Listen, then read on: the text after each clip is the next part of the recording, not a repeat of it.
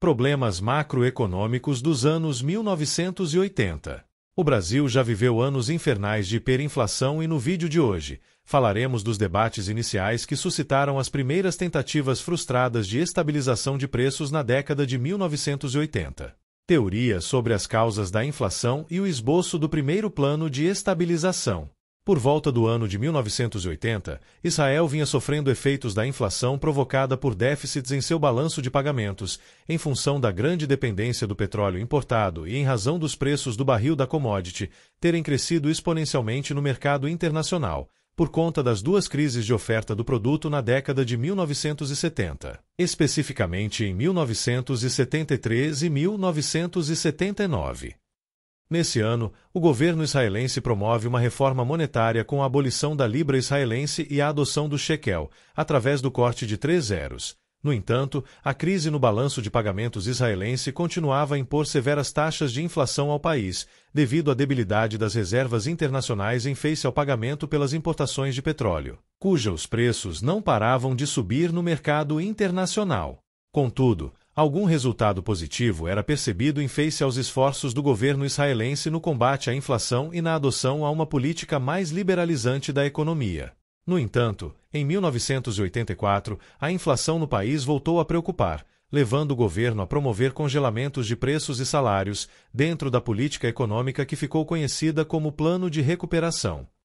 Enquanto isso, na América Latina, a crise da dívida externa assolava as economias latinas. Brasil, México e Argentina tinham as maiores dívidas externas da região, respectivamente nessa ordem.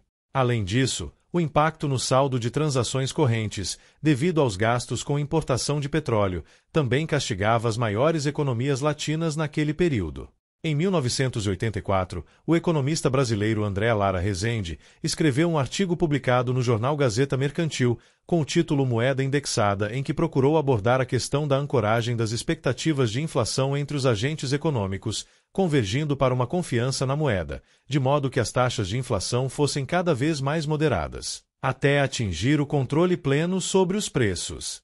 O artigo de André Lara Rezende foi uma resposta a outro artigo publicado por outro renomado economista da época, Francisco Lafayette Lopes, que também entendia o problema das expectativas inerciais de inflação como sendo o epicentro do problema do descontrole de preços no Brasil para aquela ocasião. Mas, ao contrário de Lara Rezende, a solução trazida por Lopes era o congelamento de preços. Sobre a alternativa defendida por Lopes, Lara Rezende argumentou para o risco que a adoção desse modelo representa devido ao fato de os preços estarem sempre em estágios diferentes com relação aos reajustes previstos. De acordo com o raciocínio de Lara Rezende, em contraposição à tese defendida por Francisco Lopes, o congelamento de preços seria equivocado devido a alguns preços estarem defasados e outros já terem sido reajustados. Com o congelamento, ocorre uma distorção entre os chamados preços relativos, gerando prejuízos, principalmente aos agentes que ainda não reajustaram seus preços e que não poderão mais fazê-lo, devido ao congelamento, e ainda do risco de desabastecimento de bens e serviços, devido às distorções evidenciadas em relação aos preços. O debate entre os economistas foi influenciado, sobretudo, em decorrência das tentativas de estabilização em curso, tanto em Israel como na Argentina, cuja principal âncora de estabilização se dava via reforma monetária com a troca da moeda, através do corte de 3 zeros e a adoção do congelamento de preços. Como dito, Israel já havia substituído sua moeda, a libra israelense, pelo shekel em 1980, e a Argentina adotou o chamado Plano Austral em 1984, além da adoção de uma moeda de mesmo nome. Nesse sentido, portanto, o debate suscitado se deu na adoção numa dessas alternativas ou no conjunto delas para o Brasil, que, a exemplo dos dois países citados anteriores, bem como todos os demais da América Latina, sofriam o drama da inflação crescente. Apesar de defenderem soluções diferentes, os dois renomados economistas entendiam que o problema da inflação brasileira estava originado sob o mesmo diagnóstico, na ideia de que a indexação econômica gerava a contratação de uma inflação futura, isto é, a indexação termina retroalimentando a inflação por meio de sua própria correção.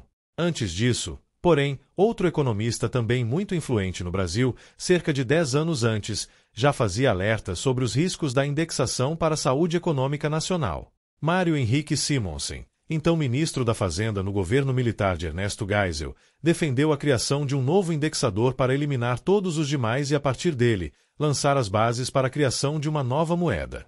Nesse aspecto, a tese defendida por André Lara Rezende da moeda indexada se aproxima mais da solução trazida por Simonsen, já que o próprio Simonsen também em 1984 escrevera um artigo defendendo a ideia de um novo indexador que promovesse a desindexação econômica e, através dele, lançar as bases para uma nova moeda, que também complementasse esse objetivo.